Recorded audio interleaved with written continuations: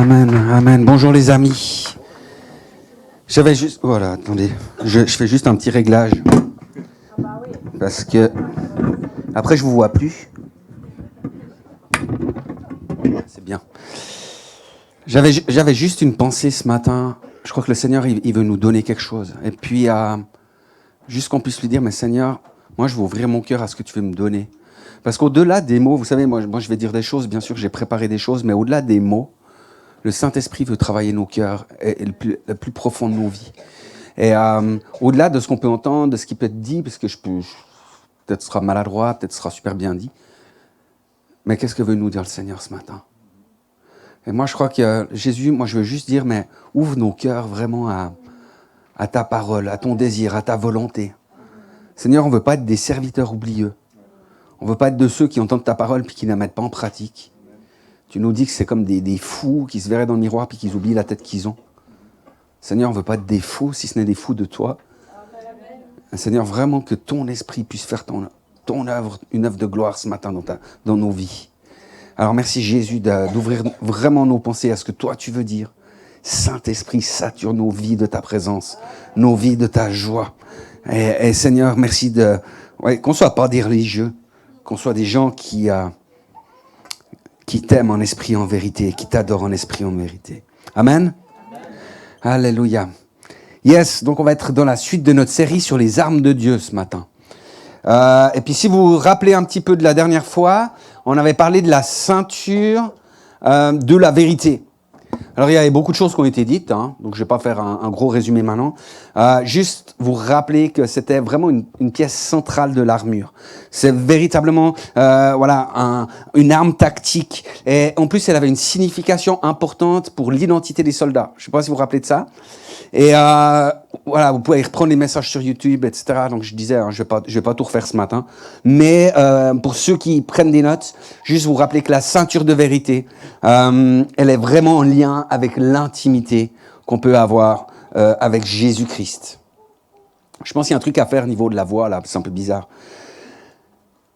Les armes de Dieu, on les trouve dans Ephésiens 6, et puis je vous propose qu'on puisse revoir ensemble ce texte. Si, à la limite, attendez, j'ai changé de micro. Voilà, je crois que c'est mieux, non? On va prendre ça dans Ephésiens 6, donc les armes de Dieu, Ephésiens 6, versets 10 à 18, si tu peux les afficher, merci. Où il est écrit « Fortifiez-vous dans le Seigneur et par sa force toute puissante, revêtez-vous de toutes les armes de Dieu, afin de pouvoir tenir ferme contre les ruses du diable. Car nous n'avons pas à lutter contre la chair et le sang, mais contre les dominations, contre les autorités, contre les princes de ce monde de ténèbres, contre les esprits méchants dans les lieux célestes. Tenez donc ferme, ayez à vos reins la vérité pour ceinture, revêtez la cuirasse de la justice. On continue, mettez pour chaussure à vos pieds le zèle que donne l'évangile de paix. Prenez par-dessus tout cela le bouclier de la foi, avec lequel vous pourrez éteindre tous les traits enflammés du malin.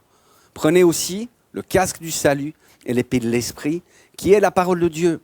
Faites en tout temps par l'esprit toutes sortes de prières et de supplications. Veillez à cela avec une entière persévérance et priez pour tous les saints. Amen.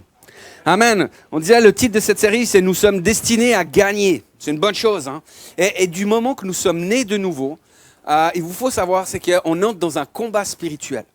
En fait, on entre dans un royaume. Ce royaume, c'est le royaume de Dieu. Et il est en guerre contre le royaume des ténèbres. Ce qui veut dire que si on refuse le combat, si toi en gros on se dit « Oh, moi je suis suisse, je suis neutre, je suis pacifiste », la réalité c'est que tu es en train d'abdiquer devant l'ennemi. D'accord? Donc il y a un combat qui est là. Et on doit veiller, les amis, à mener le bon combat, qui est le combat de la foi. On peut vite se tromper. On peut vite être à côté. Vous savez, après l'école biblique, j'ai fait un stage à l'aumônerie de rue de Neuchâtel. Et puis, ce stage, il n'était pas rémunéré, ce qui voulait dire qu'à côté, il fallait que je travaille un peu. Et puis, j'avais mon papa qui avait une entreprise d'électricité et puis une entreprise de contrôle des installations électriques. Et puis, il avait un vieux monsieur qui venait, un vieux monsieur, c'était un monsieur quand même, il était à la retraite. Donc, il devait avoir 68 ans, très vieux. Alléluia, tu sais, mais plus on est vieux, plus on est proche du ciel, et plus on est proche de la gloire de Dieu, et plus on connaît le Seigneur. Alors, c'est tout de la bonté. En tant que chrétien, on est comme le Bordeaux, on se bonifie avec l'âge. Amen. Amen. Puis, en fait, bon, moi j'allais avec ce monsieur, on faisait des contrôles. Et puis vraiment, on se marrait bien des fois. Un coup, je m'en rappelle, on était dans un village. Tout d'un coup, il y a une dame qui sort sur son balcon, puis elle crie « C'est vous qui venez pour la machine à laver ?» Puis j'ai mon collègue qui la regarde et du tac au tac, il lui fait « Comment ? Vous n'utilisez pas Calgon ?» Bref, j'étais plié de rire. Après, il a quand même dû lui expliquer que c'était pas nous. Voilà.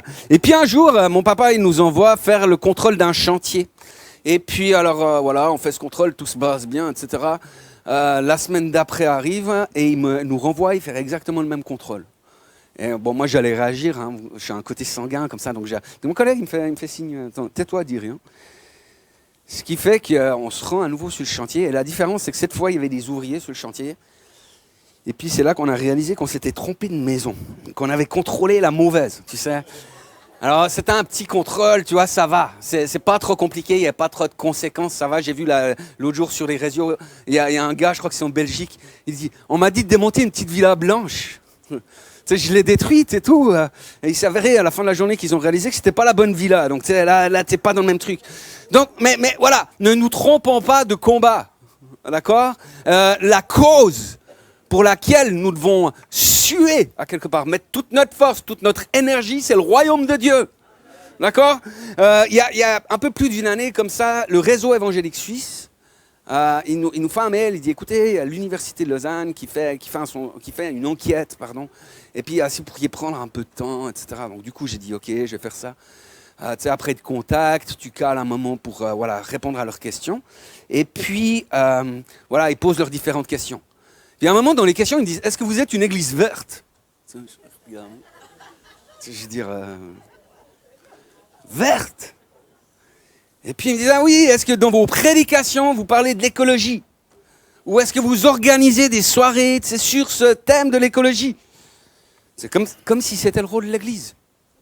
C'est le jour où les écolos, ils prêchent le message du salut dans leur meeting.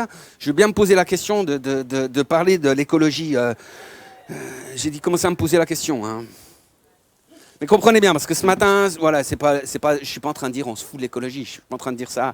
Voilà, je suis pas en train de dire allez-y, polluez gaiement. Jésus revient bientôt, donc polluons la planète. Je suis juste en train de nous rappeler quel est notre rôle et notre mission. En tant qu'Église, en tant que chrétien, notre mission première, c'est le salut des âmes. Et c'est d'autant plus important parce que Jésus revient bientôt. Et si tu mets les choses sur la balance, tu sais, d'une part, c'est écrit qu'il y aura de nouveaux cieux et une nouvelle terre. Donc, ne vous inquiétez pas pour la planète. Mais il est écrit aussi qu'il est réservé aux hommes de mourir qu'une fois. Et après quoi vient le jugement. Focalisons nos regards sur le bon combat, sur le combat de la foi, afin de pouvoir vraiment épouser la cause du royaume de Dieu. Que les valeurs du royaume deviennent mes valeurs et qu'on puisse accomplir cette mission que Jésus nous a confiée dans Matthieu 28, verset 19. Et puis après, vous pouvez recycler si ça vous intéresse. Mais le bon combat, c'est le combat de la foi. J'aimerais nous rappeler aussi que le combat que nous devons mener, c'est un combat contre les esprits, contre le monde spirituel. Ce n'est pas un combat qu'on doit mener contre la chair et le sang. On va me dire, oui, on sait. C'est évidemment qu'on sait. Mais la réalité, c'est que dans 85% des cas, quand on vit des attaques, en général, ce n'est pas le diable qui vient en personne. Ce n'est pas comme Jésus quand il est au désert, que c'est le diable qui vient le tenter, le diable qui vient en personne. C'est-à-dire que la plupart du temps, l'ennemi va utiliser des hommes et des femmes comme vous. Parfois comme moi. Ça peut arriver, mais je suis pasteur, donc un peu moins. Non, mais c'est pas très agréable. Mais on doit être conscient que tout d'un coup, on peut être un outil du diable. Quand Jésus annonce à ses disciples qu'ils se rendent à Jérusalem et là, il va être mis à mort, pardon. Vous savez, il y a Pierre qui vient vers Jésus et dit « Attends, Seigneur, Dieu il est avec nous, donc on va faire quelque chose, on va s'organiser.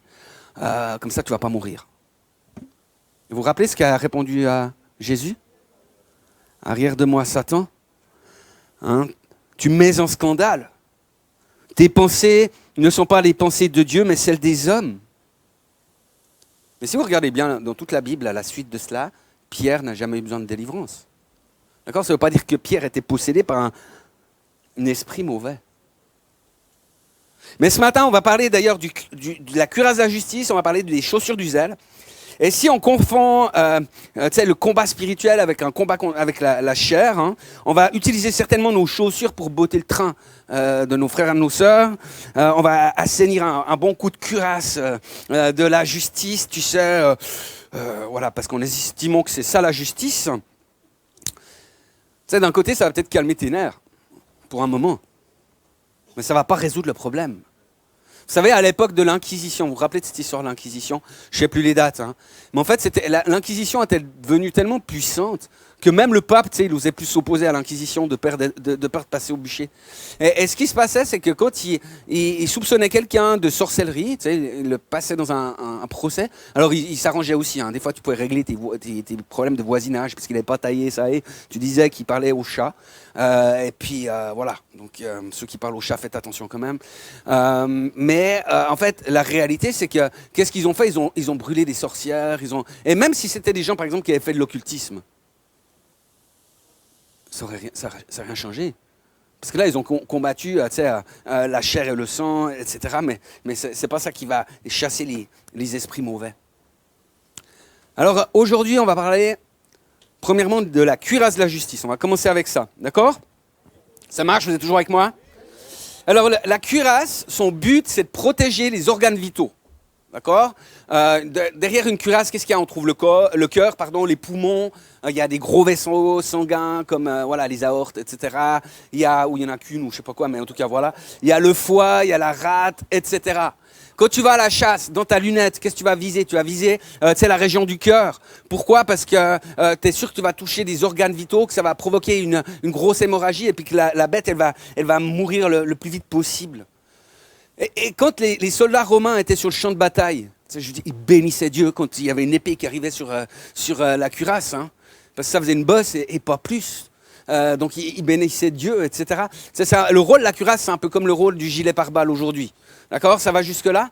Et pourquoi je dis ça? Parce que je crois que c'est important de comprendre une chose, c'est que revêtir la cuirasse de la justice, l'enjeu est tout autant vital que pour une cuirasse, on dira, physique. Il y a quelque chose de terriblement important quand on parle du combat spirituel. Ce n'est pas juste un accessoire de mode.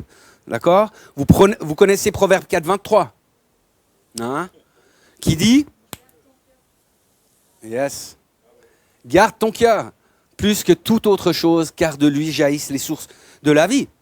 Donc la cuirasse, c'est le moyen de garder notre cœur. C'est le moyen de rester en vie. Spirituellement. Okay? Donc c'est hyper important. Et elle protège notre cœur particulièrement quand? Quand on subit des injustices. C'est pour ça que c'est la cuirasse de la justice. C'est simple, hein, c'est le b.a.-ba. Mais un gilet pare-balles, ça protège des balles. Essayer contre un char d'assaut, il ne sert à rien. D'accord? La cuirasse de la justice, elle est là pour nous protéger en cas d'injustice. Et ça veut dire que lorsque je vis une injustice, le cœur, il commence à serrer. C'est là qu'il faut vite faut vite mettre ta cuirasse. C'est là qu'il faut se mettre derrière cette cuirasse de justice.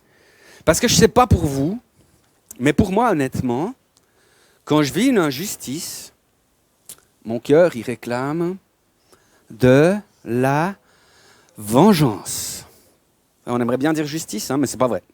Il réclame de la vengeance. En fait, quand il y a un truc qui m'est fait, que c'est injuste, moi, j'ai envie que l'autre, il souffre un peu quand même. J'ai envie qu'il paie. Tu sais, j'ai envie qu'il ramasse. Il y en a d'autres comme ça où je suis tout seul. Ben, je ne serais pas fier. Hein. Non, c'est pas vrai. Je suis chrétien, donc bien évidemment que quand je subis une injustice, je réponds au mal par le bien. Je suis chrétien, donc bien évidemment que quand je subis une injustice, je ne veux pas que l'autre souffre. Je veux juste qu'il paye. Un petit peu quand même. D'accord? Là, on parle de la chair. Vous avez bien compris. Hein? On parle de la chair, et puis la chair, on doit lui remettre des clous de temps en temps hein, pour la crucifier. On l'a dit dimanche dernier. Mais parce que ma justice, elle va se baser sur une loi qui dit que toute action mérite une réaction et que toute faute mérite une sanction, une punition. Mais là, on parle de cuirasse de la justice, on parle des armes de Dieu. Et la justice de Dieu, elle n'est pas tout à fait au même niveau que nous. Hein. Elle s'est manifestée envers nous d'une manière toute différente. C'est Romains 3, 21, 24 qu'on va lire ensemble qui déclare ça. Elle dit « Maintenant, la justice de Dieu dont témoignent la loi et les prophètes a été manifestée indépendamment de la loi. C'est la justice de Dieu par la foi en Jésus-Christ pour tous ceux qui croient. Il n'y a pas de différence. Tous sont péchés et sont privés de la gloire de Dieu et ils sont gratuitement déclarés justes par sa grâce, par le moyen de la libération qui se trouve en Jésus-Christ. » Quelqu'un devrait dire Amen. Donc se revêtir de la cuirasse de la justice permet de garder notre cœur dans la foi au Seigneur et finalement d'accorder le pardon, d'accorder la grâce à l'autre. Et c'est tellement important. Parce que rappelons-nous, hein, la Bible est très claire. Tu ne pardonnes pas à ton frère, tu n'auras pas le pardon de Dieu. Là, les interprétations, c'est compliqué à faire.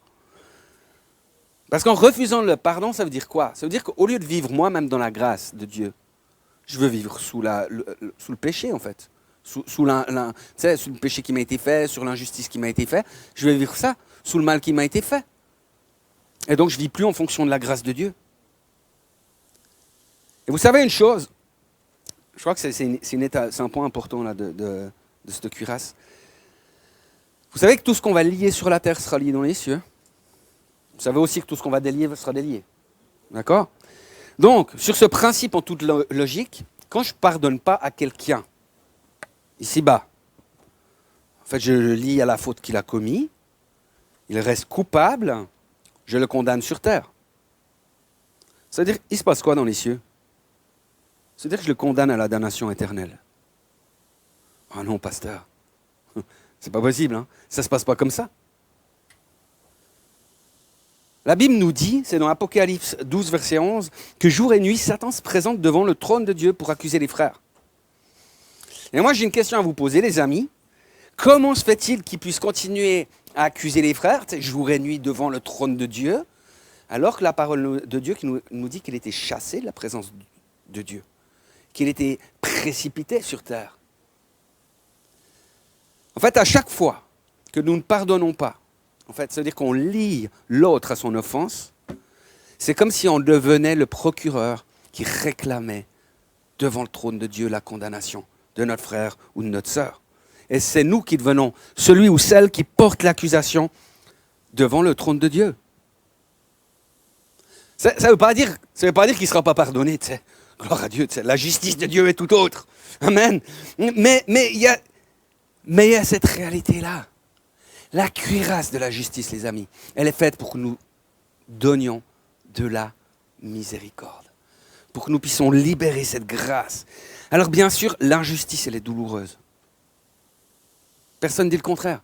L'injustice, elle est douloureuse. Tu sais, quand Jésus était sur la croix, si vous voulez voir un procès truqué, lisez la Bible. Quand Jésus était sur la croix, déjà, il portait tout le péché de l'humanité, lui qui n'avait jamais péché.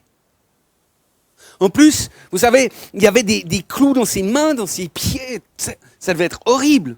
C'est à peine tu t'affaisses, ça tire, ça brûle. Tout son corps le faisait mal. Tout son corps le faisait souffrir. Mais c'est à ce moment-là qu'il a crié « Père, pardonne-leur ». C'est à ce moment-là.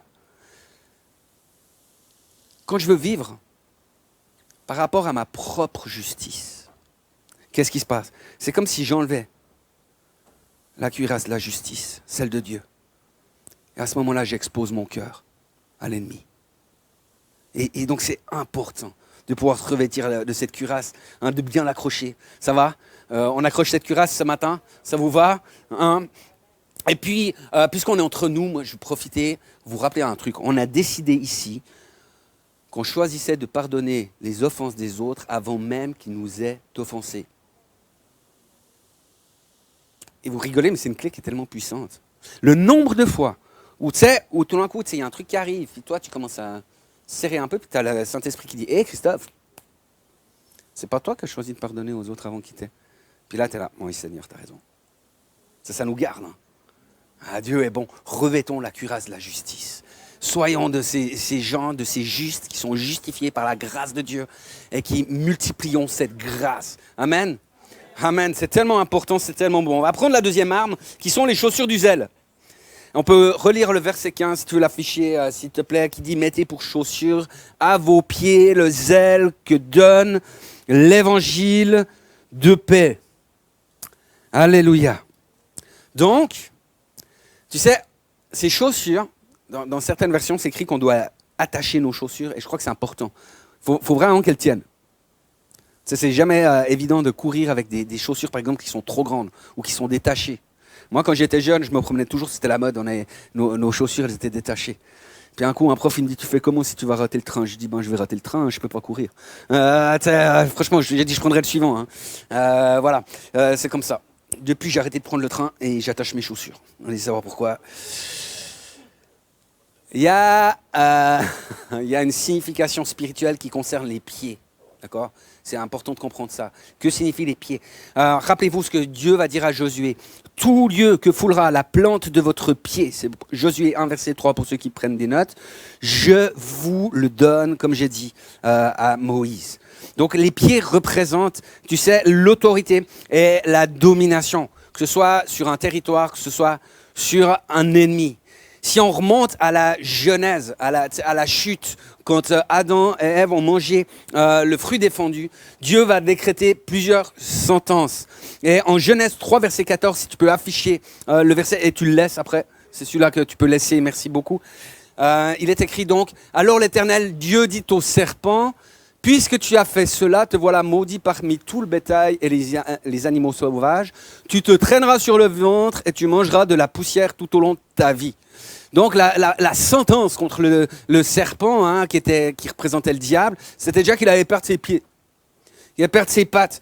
Il va devoir se traîner dans la poussière, se traîner sur la terre. Et cette notion de poussière, c'est vraiment aussi une notion qui est liée, on pourrait dire ça comme ça en tout cas, au péché ou à la malédiction. Vous savez, quand l'homme a péché, voilà, Dieu a déclaré, tu as été tiré de la poussière et tu retourneras à la poussière. D'accord? Donc il y a vraiment cette notion-là de péché, de malédiction.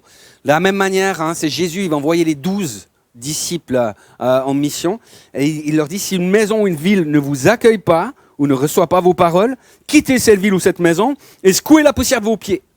C'est, autrement dit, n'ayez rien en partage avec ces gens-là, ne laissez pas leur iniquité, leur péché se coller à la semelle de vos chaussures.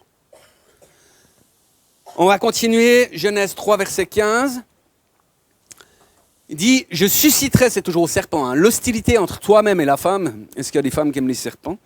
Entre ta descendance et sa descendance, celle-ci t'écrasera la tête et tu lui blesseras le talon. Alors, je vais aller un petit peu vite là-dessus, mais la descendance de la femme, il s'agit vraiment de Jésus-Christ. C'est Jésus-Christ qui va écraser la tête du serpent à la croix.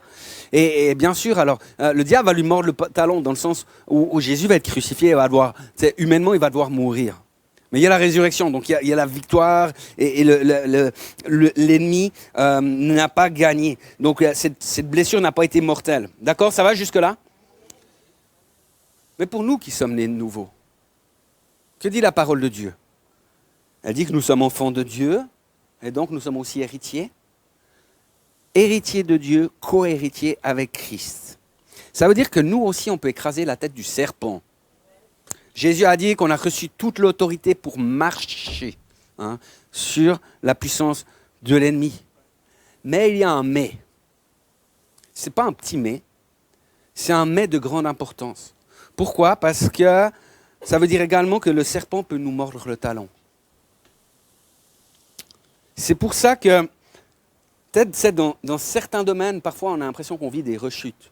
Je suis sûr que ça nous est arrivé à tous. Tu sais, tu as reçu une guérison, tout d'un coup tu as de nouveau des symptômes qui arrivent. Tu dis, mais j'ai pas été guéri.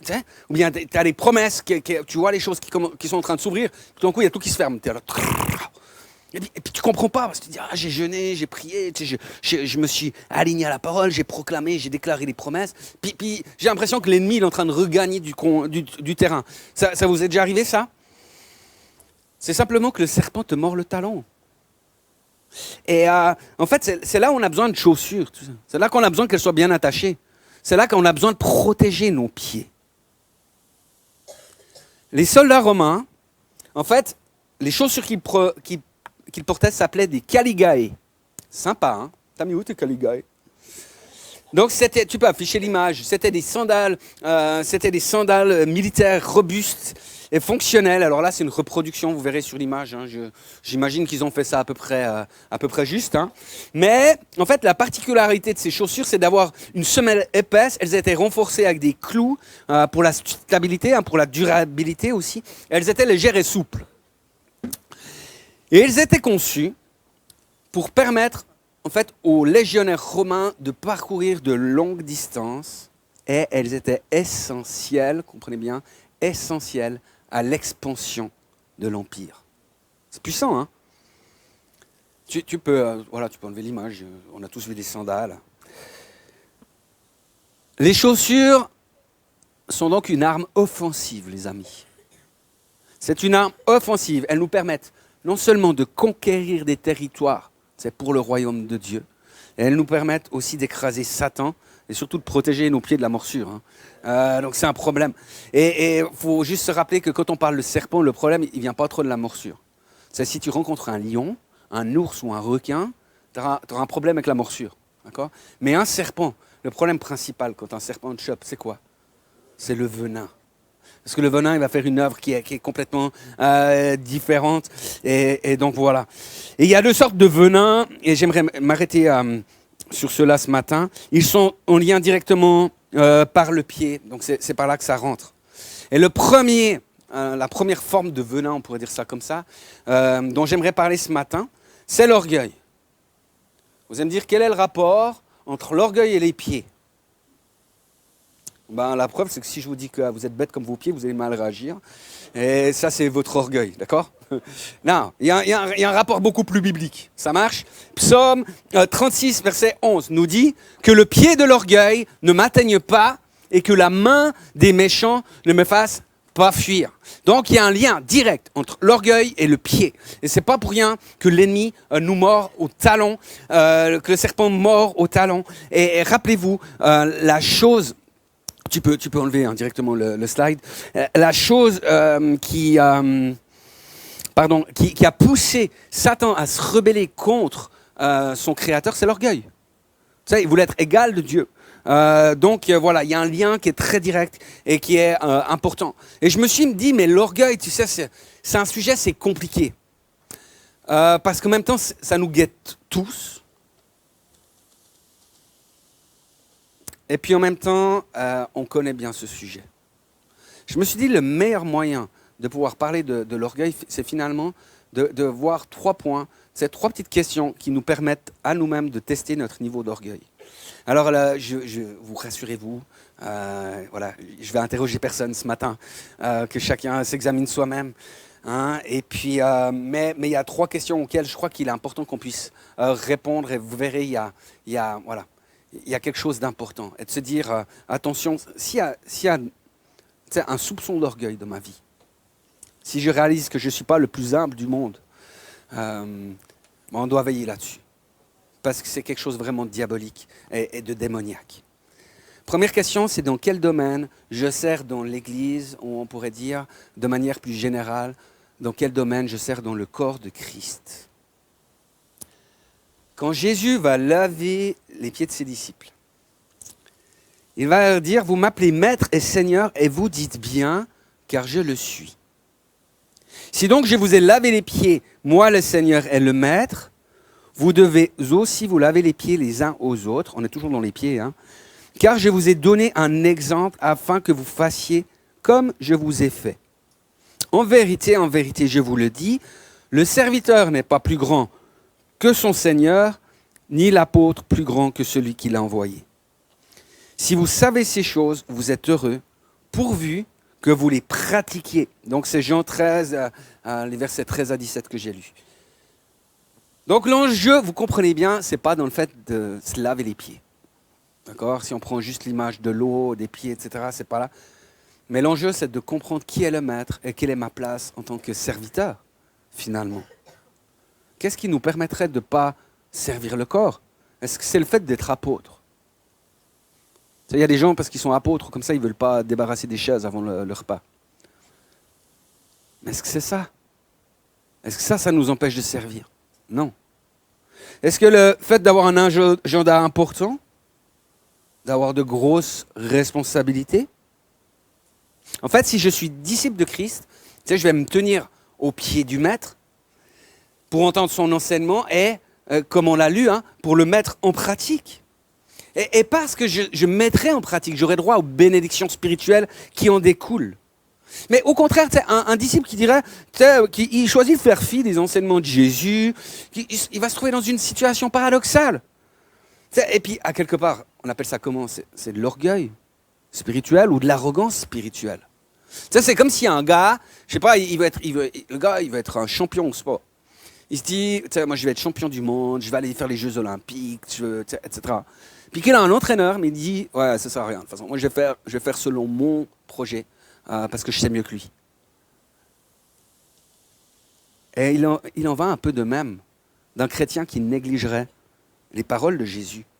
Parce que ça veut dire, à quelque part, il se place au-dessus de la sagesse divine. Ça veut dire qu'il présume mieux connaître les choses que son maître, puis il risque de vraiment s'égarer, de se tromper de chemin. Il va se retrouver comme un gars qui marcherait à pieds nus au milieu d'un nid de vipères. Ça peut être compliqué. La deuxième forme de venin, c'est est-ce que je considère les autres comme supérieurs à moi-même? Alors là, il ne s'agit vraiment pas d'avoir un esprit d'infériorité. Faire attention, parce que ce n'est pas la même chose. Parce que, vous savez, un esprit d'infériorité, à quelque part, c'est de l'orgueil. Enfin, ça veut dire simplement que je me compare aux autres. Seulement, il y a des gens que je remarque qu'ils ont une plus grande onction que moi, ils ont peut-être une plus grande culture, ils ont peut-être une meilleure position sociale, un meilleur compte en banque, etc. Puis je vais me comparer à eux. Mais ça veut dire également que je vais me comparer à ceux que moi, je considère comme moindres. Donc c'est hyper orgueilleux déjà. C'est-à-dire que je considère qu'il y a des gens dessus, mais je considère qu'il y a aussi des gens en dessous. Donc c'est de l'orgueil. Donc c'est pas ça. Moi je crois que considérer les autres comme étant supérieurs à nous-mêmes, c'est pas se rabaisser dans une fausse humilité, puis dire moi je suis un pauvre, mais toi t'es super. C'est pas ça. Mais c'est être prêt à mettre en avant son prochain. C'est d'être un pont qui l'aide, qui l'encourage. C'est de pouvoir chercher son intérêt avant de penser au mien. Et je crois que c'est une culture. Vraiment.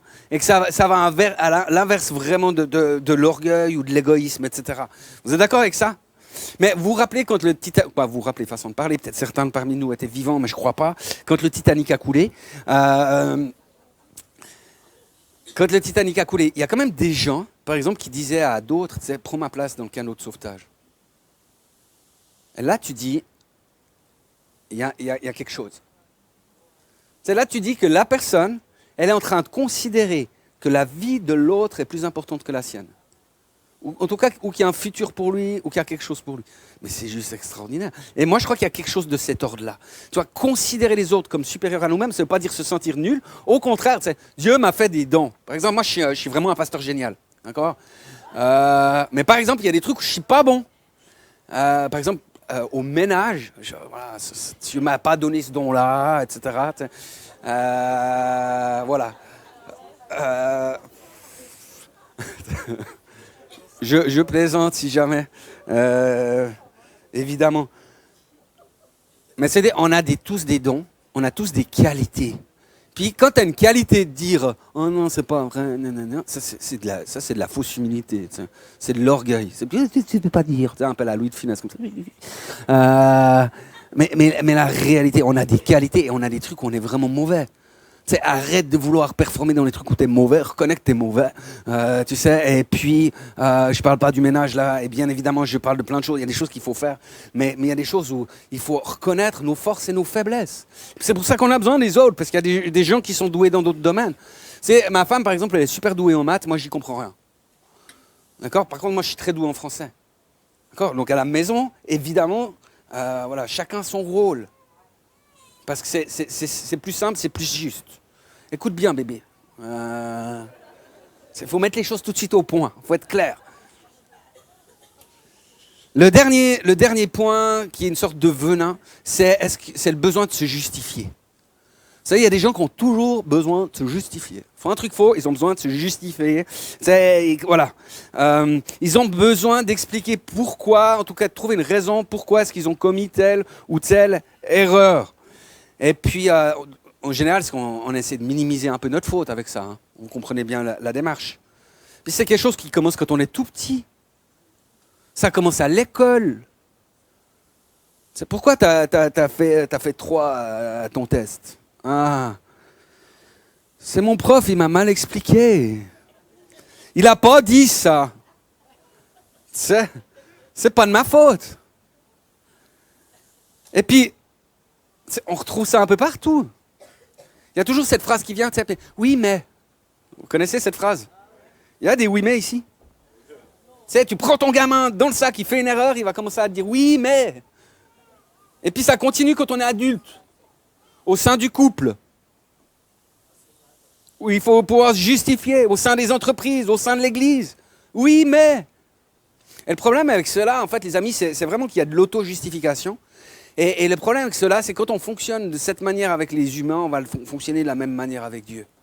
Et du coup, on va empêcher le Saint-Esprit d'exercer son ministère dans nos vies. Vous savez qu'il est là pour nous convaincre de péché, de justice et de jugement. Et s'il commence à te convaincre de péché, de justice et de jugement, et que toi tu lui dis oui, mais, eh bien on ne va pas aller jusqu'à la repentance. On ne va pas aller à ce moment d'humilité où tu te mets à genoux et tu laisses Dieu agir. Alors si on prend ces 3 questions, ça va? Qui c'est qui, sur une échelle de 1? Non, je rigole.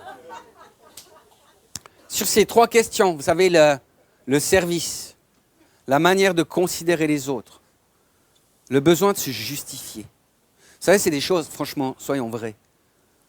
On est tous concernés. Tous. Mais il y a un moment, tu te dis, le venin, il se répand gentiment. Donc il y a un moment, on se dit, soit on laisse la place à ça, ou soit on met un stop. Soit, tu sais, on se laisse laver les pieds par Jésus. Alléluia. Alléluia, tu peux enlever voilà, cette image-là. Je parlais du second poison qui agit dans la vie des chrétiens, c'est le manque de zèle. D'accord? C'est l'apathie spirituelle. Ça, c'est en lien vraiment avec notre thème, hein, chausser les chaussures du zèle. Donc quand tu as de l'apathie, hein, apathie. Quand tu as de l'apathie, finalement, tu n'es plus motivé par les choses du royaume. Il y a des gens qui sont chrétiens, mais qui ne sont plus du tout motivés par les choses du royaume. Par les choses de Dieu. Et qu'est-ce que ça veut dire? Ça veut dire que tu es en danger de mort. Spirituellement, ça devient grave. Parce que ça veut dire que le poison, il a déjà commencé à faire son œuvre dans nos vies. Vous avez déjà vu un reportage animalier, hein, que ce soit un scorpion, un serpent, il chope la bestiole, là. Il lui fout du venin, le truc commence à faire... Puis il se fait bouffer. On a regardé les mêmes. On peut servir fidèlement à l'église, on peut être engagé, mais que notre cœur n'est plus du tout présent dans les choses qu'on fait. Puis tout d'un coup, tu sais, on commence à être un peu divisé. Et vous savez ce qui se passe, bien sûr, dans la généralité, pardon. Pour une personne qui sert, et pour différentes raisons, hein, elle commence à être découragée. Elle va commencer à procrastiner. Elle va changer sa manière de servir. Et puis, elle ne sera plus dans l'excellence. Hein. Il n'y aura plus vraiment de zèle et de passion. Puis elle va faire les choses, puis elle va se dire que de toute façon, il y a intérêt à ce qu'on vienne rien me dire. Hein. Déjà que je suis là depuis 8h ce matin. Je suis là pour servir à l'église. Et puis, alors, si on m'embête parce que mon calque, il n'est pas droit, tu vas voir. Alors, attends qu'il vienne, celui-là. Je vais lui dire, moi. Là, tout d'un coup, tu dis, oh, pas bon. Pas bon, il y a quelque chose au niveau du cœur, ça va plus. Hein. Vite, la cure de la justice. Vite, il y a quelque chose à faire. Parce que quand ça commence à plus aller, on commence à murmurer. On commence à se laisser empoisonner. Vous savez tous de quoi je parle, hein, ça nous est tous déjà arrivé. Le fait est que, dans la plupart des cas, qu'est-ce qui se passe quand on est dans des choses comme ça? La personne, elle va arrêter son service. Puis elle va être très spirituelle. Je crois que le Seigneur m'appelle à autre chose. Tu sais, je crois que la saison est passée. En fait, la réalité, c'est qu'elle aura perdu son cœur. Elle sera laissée gagner par le poison, elle aura perdu son zèle. Vous savez ce que Paul va écrire à Timothée? Il va dire « Ranime le don que tu as reçu. Ranime le zèle ce matin à l'église. Ranime ce zèle que tu as pour la parole de Dieu. Ranime ce zèle que tu as pour l'œuvre de Dieu, pour le Seigneur lui-même.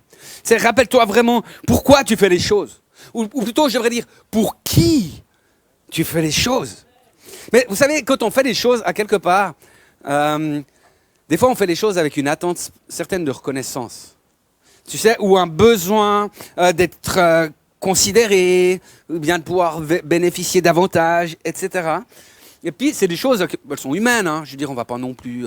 on a tous besoin d'un peu de reconnaissance, ça fait pas de mal. Quand on nous dit c'est bien, bon et fidèle serviteur, mais des fois, on est un peu trop tôt. Parce que là, c'est ce que nous dira le Seigneur à la fin des temps. Hein. Et la réalité, c'est qu'il y a des fois des choses qui sont cachées au fond de nos cœurs, qu'on se l'avoue même pas nous-mêmes, parce que c'est pas très glorieux, et puis parce que, voilà. Et puis il y a ces choses-là qui sont là. Et puis on peut être sûr que les attentes déçues, ça va créer des complications. Ça va créer des amertumes, ça va créer des choses. Et donc Jésus s'est écrit, mais le zèle de ta maison me dévore. Puis je pense qu'on peut prendre une position en disant, oui Seigneur, je refuse de me faire voler ma joie. Je refuse que mon cœur soit divisé. Je veux servir ta gloire. Il y a un prix à payer. Ok, je sais qu'il y a un prix à payer. Mais ce prix, c'est quoi? C'est par rapport au prix que Jésus a payé pour moi. C'est rien du tout. Parce que Dieu a voulu qu'on connaisse sa gloire, qu'on connaisse sa bonté. Et c'est seulement de cette manière, à quelque part, qu'on va pouvoir revêtir, mettre à nos pieds, les chaussures du zèle que donne l'évangile de paix. Et ça veut dire que seul l'évangile de paix peut te donner le zèle. C'est parce que l'évangile, il ne change pas. Amen. Jésus-Christ est le même hier, aujourd'hui, éternellement. La bonne nouvelle de Christ, ça c'est la même qu'on a qu'avait les apôtres. Ce qu'ils ont reçu, on l'a reçu nous-mêmes en héritage et on le donne plus loin. Et c'est exactement la même chose. Donc l'évangile de paix te donne vraiment cette audace, ce zèle pour le Seigneur. Mais c'est vrai les amis, il y a un prix à payer. Mais en toute chose, il y a un prix à payer. Il y en a qui ont été skiés. Ça a l'air de rien, on pourrait parler des forfaits. Quel est le prix à payer pour une semaine de ski dans un chalet et à prendre les... Hein? Eh bien, tu dois même payer le prix pour arriver à payer le prix. Parce que tu dois bosser, tu dois économiser, tu dois mettre de côté. Tu veux avoir un poste d'autorité, il y a un prix à payer. Tu ne peux pas être patron et avoir une mentalité d'ouvrier. Tu veux percer dans les études, tu vas avoir des bonnes études, il y a un prix à payer. Tu veux percer dans les arts, il y a un prix à payer. Cyril Pittet, qui est notre bassiste habituel, pas ce matin, mais d'habitude, il jouait, vous savez, on le voit maintenant, là, bon, bon, bon, bon, tout va bien. Il passait, je peux vous dire, ma chambre était à côté de la sienne. Il passait 4 à 6 heures par jour à faire des gammes. Vous croyez que je n'ai pas payé le prix pour ça? Mais au moins, je peux expliquer aujourd'hui qu'est-ce que c'est qu'un prix à payer, n'est-ce pas? Il n'est pas arrivé là par hasard. Il y a un prix à payer. Et la Bible nous dit, c'est dans Matthieu 11, verset 12, elle nous dit, depuis l'époque où Jean-Baptiste a paru jusqu'à cette heure, le royaume des cieux se force un passage avec violence, et ce sont les violents qui s'en emparent. Et dans la version amplifiée, il marque ça, il marque des hommes violents s'en emparent par la force. Et puis ils ajoutent, comme d'un prix précieux, l'action dans le royaume céleste est recherchée avec un zèle des plus ardents et des efforts les plus intenses. Les jeunes, c'est qui a moins de 25 ans ici? Il y a un prix à payer. Vous voulez vivre des miracles? Vous voulez vivre la puissance de Jésus? Vous voulez voir des vies transformées? C'est pas sur TikTok que vous verrez ça. Il y a un prix à payer. Mais il y a une gloire parce que le royaume de Dieu est libéré. Et le temps n'est plus venu, les amis. Le temps n'est plus venu à se décourager, à être dans les ragnagnas.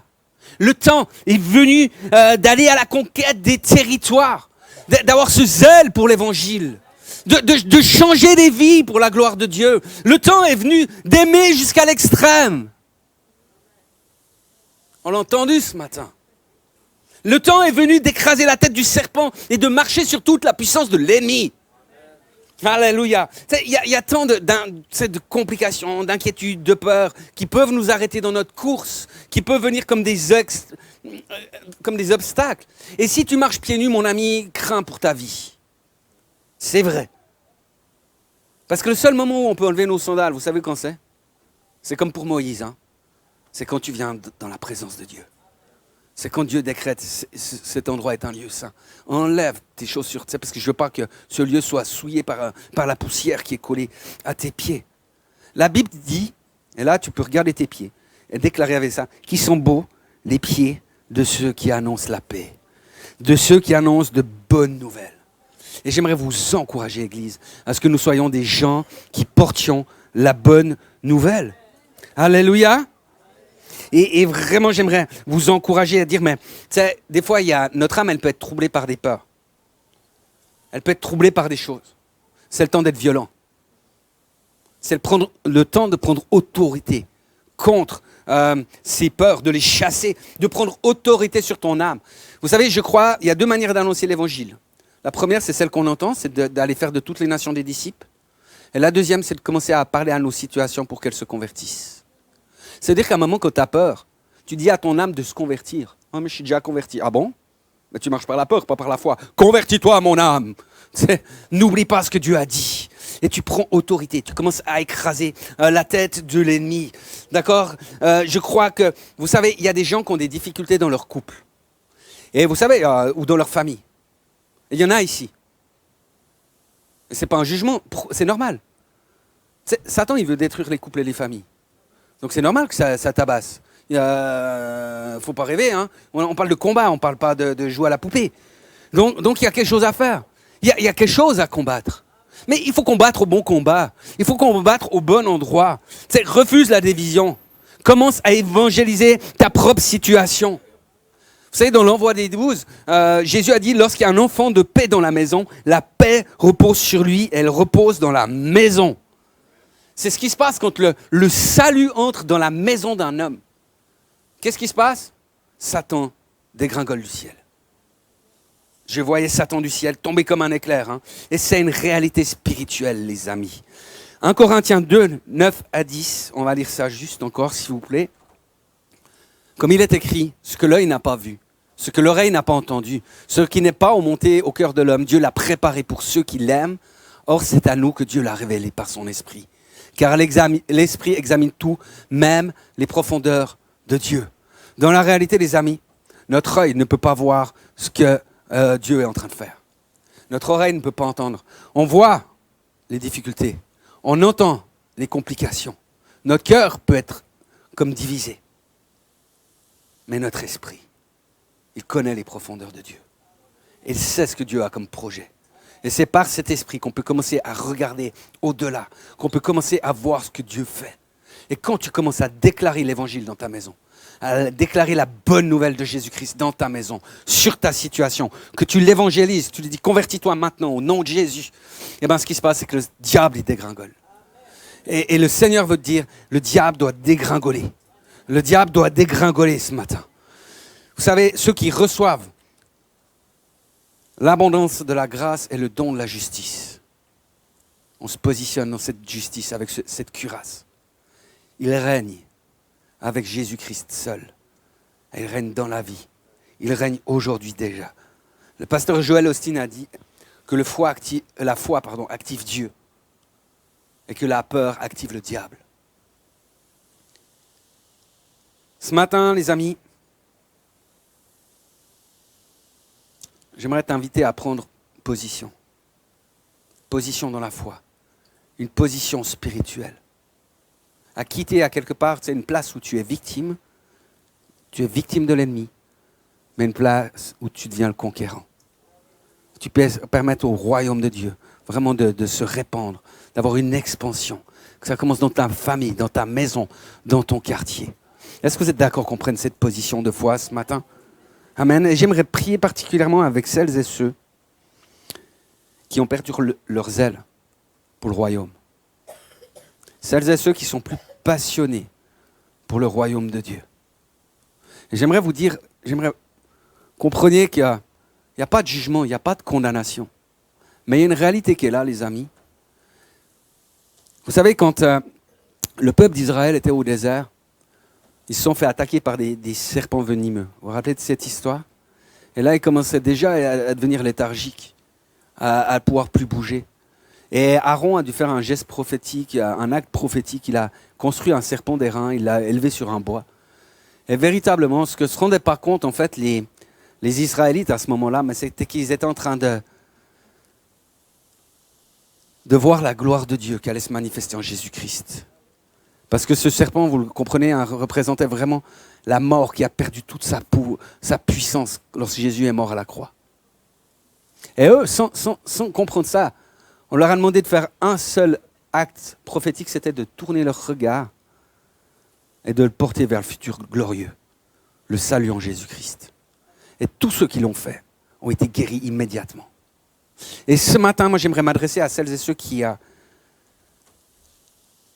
reconnaissent avoir perdu ce zèle, pouvoir dire, mais ce matin, moi, je veux trouver la solution en Jésus.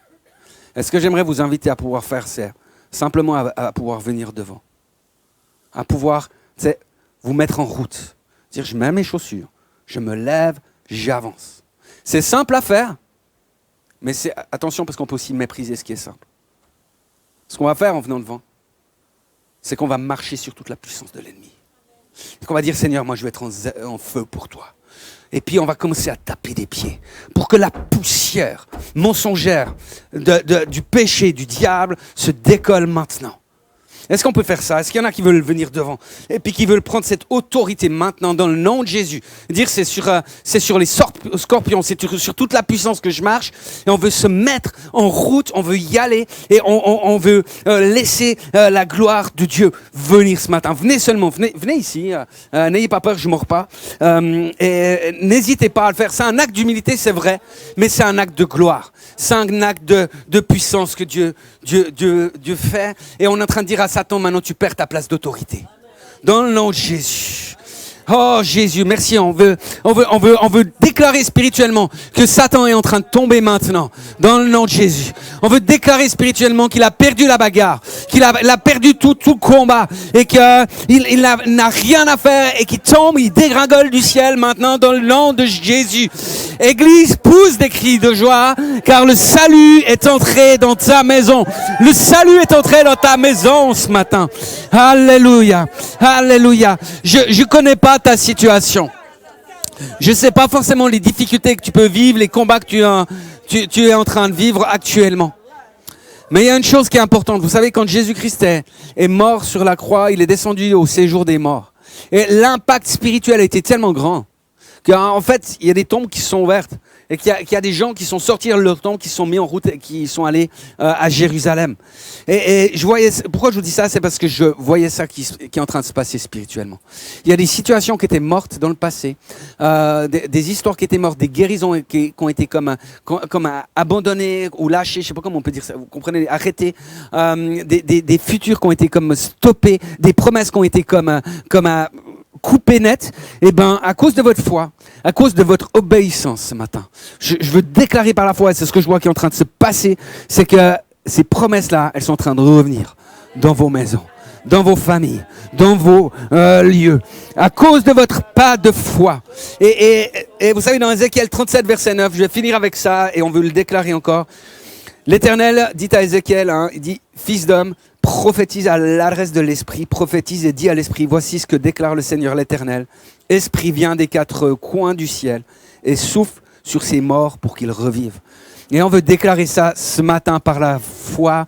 On veut prophétiser que les vents du ciel, les quatre vents sont en train d'être libérés maintenant sur ces situations. Que tout ce qui était mort reprenne vie. Que tout ce que tu n'as pas voulu qui meurt, Jésus, que tout ce qui a été comme mort de manière prématurée puisse revenir maintenant à la vie dans le nom de Jésus. Et on veut prendre autorité sur tout esprit mauvais, sur tout esprit méchant. Et on veut marcher sur la tête de Satan maintenant dans le nom de Jésus. par le zèle que le Seigneur nous a donné.